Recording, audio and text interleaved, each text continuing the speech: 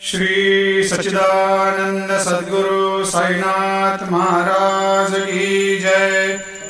आरती साई बाबा सुख कारक तू है देवा, चरणों की धूली में दे दो भक्तों को सहारा, दास को सहारा।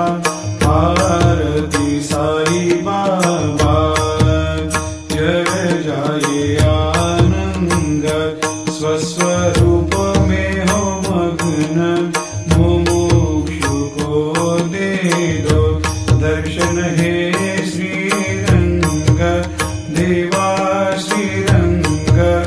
आरती साई बाबा मन को जैसा भावे वैसा अनुभव पावे, करे दया दास पर दया खूब दिखावे, खूब दिखावे।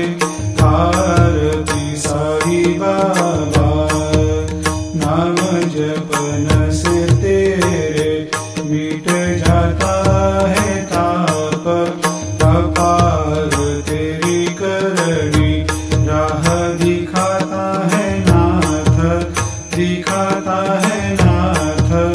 आरती साई बाबा कलयुग में अवतार, सगुण ब्रह्म साकार, अवतीर्ण हुए है स्वामी दत्त दिगंबर, दत्त दिगंबर।